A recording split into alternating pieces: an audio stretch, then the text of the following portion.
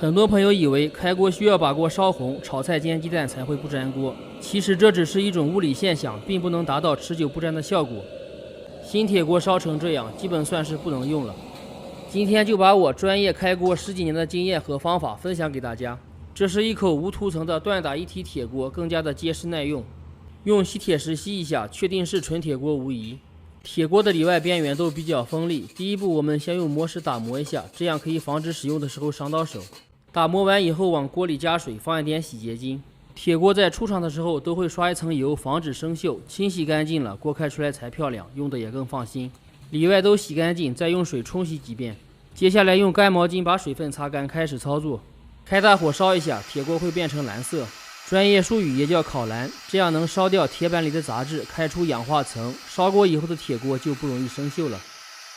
烧完以后关火降温，等铁锅不烫手以后，往锅里倒半包食用盐，调到最小火，把铁锅再打磨一下。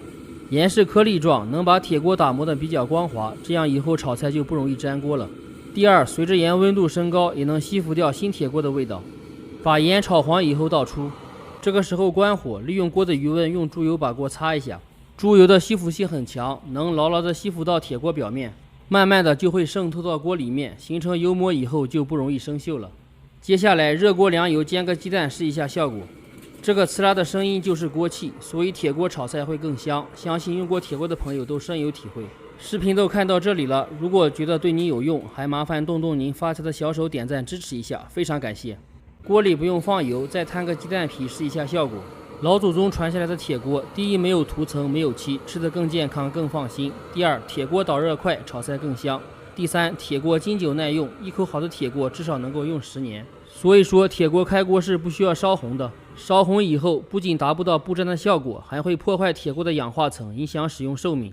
这样一口新铁锅就开锅完成，不粘锅不生锈，无涂层，特别好用。